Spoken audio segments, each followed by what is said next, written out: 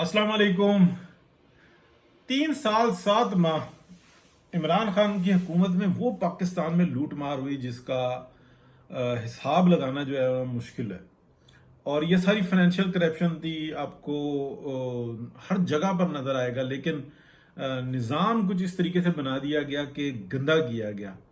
एक PML N जो सी है, आपको उसमें करप्शन का कोई मामला नजर नहीं आएगा, लेकिन पीएमएल एन को अंदर से मार लगा दी गई। यानी कि शहबाज शरीफ साहब को वजीर आजम की ओहदे पर ले आया गया और मियां मोहम्मद नवाज शरीफ को साइड में कर दिया गया।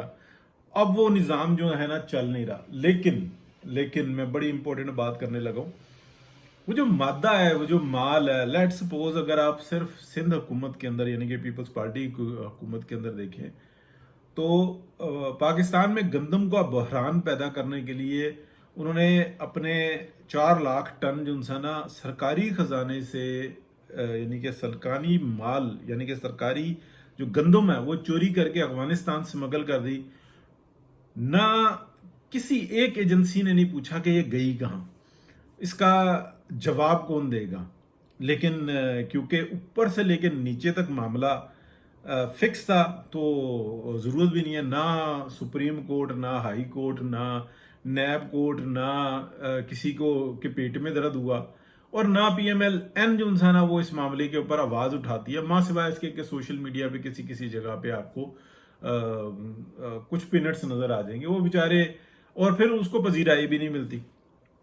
अच्छा, ये मैं एक की बात बता रहा हूँ, यानी कि मैंने हमेशा बताया कि पीटीआई और पीपल्स पार्टी ये एक ही ताली के छठे बट्टे हैं, ये एक सिक्के के दो रुख हैं।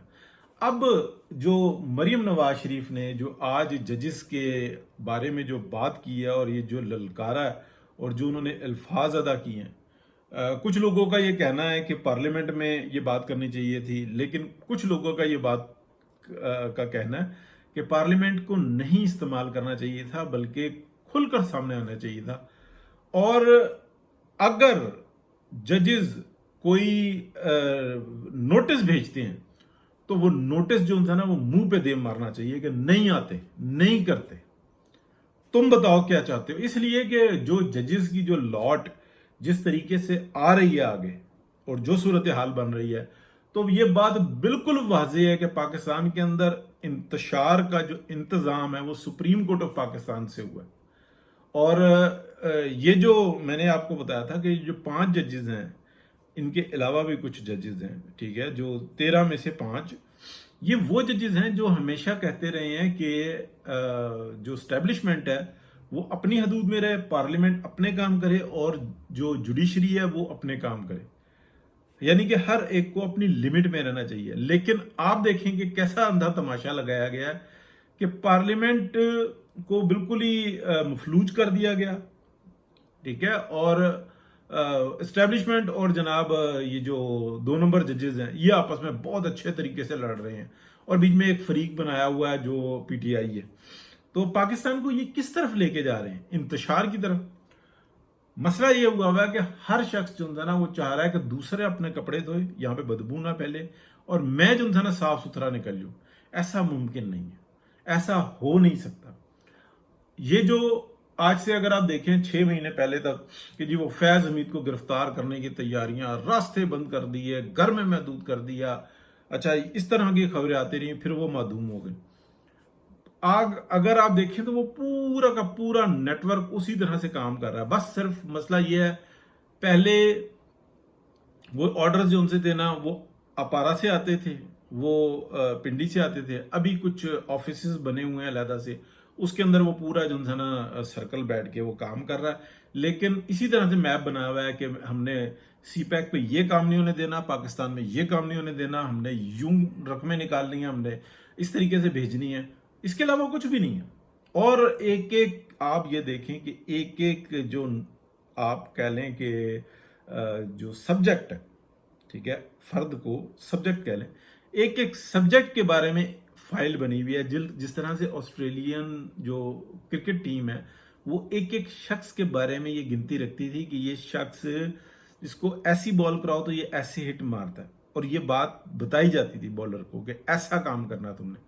اور پھر جو اس کو بتانے والے ہوتے تھے وہ ہر دفعہ میں جو ہے نا بریف کرتے تھے کہ آپ ایسا کریں گے تو ایسا ہوگا، ایسا کریں گے تو ایسا ہوگا. تو وہ کئی آپ دیکھیں گے 1 دہائی تو جو ہے نا ان کا راج رہا کرکٹ کے اندر. پھر اس کے بعد دوسروں نے بھی نوٹس کیا، پھر کچھ معاملات بدلے، حالات بدلے.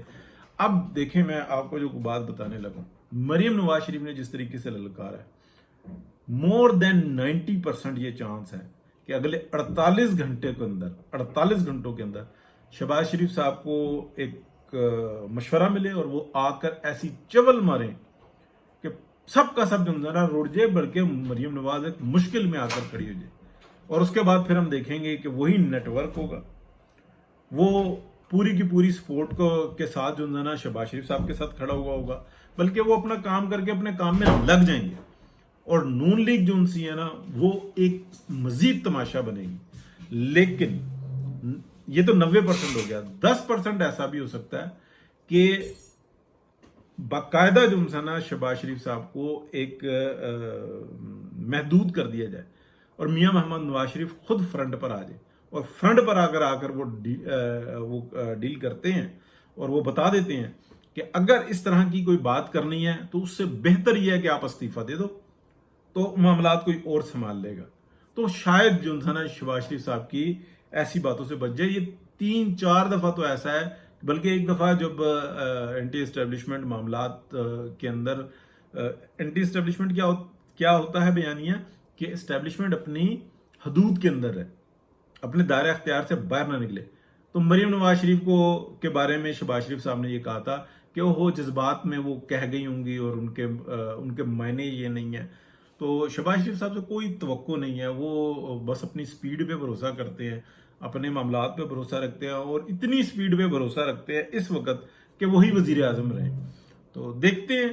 بہرحال اگر اس گرداب سے باہر نکلیں گے تو پاکستان بچے گا، اور پاکستان بچے گا تو پھر جو ہے نا معاملات کچھ بہتری کی طرف نظر آ رہے ہیں. ادروائز مشکلات بہت زیادہ ہے. جس طریقے سے بات کی ہے، میں خود اس بات پہ متفق ہوں کہ پارلیمنٹ میں نہیں یہ بات کرنی چاہیے تھی. پارلیمنٹ ایک آپ کہہ لیں شیلٹر ہوتا ہے. جو ججز کھیل رہے ہیں وہ آئین اور قانون کے دائرے میں نہیں کھیل رہے، باہر نکل کے کھیل رہے ہیں. ایکسٹرا آرڈنری وہ ریلیف دے رہے ہیں. یعنی کہ 8 ججز نے سپریم کورٹ آف پاکستان کی 2 ٹکے کی نہیں چھوڑی. ان کو کہا کہ بھائی تم ہمارے پاس ڈائریکٹ آؤ اگر تمہیں کوئی مسئلہ ہو رہا ہے، یہ الیکشن کمیشن آف پاکستان کو.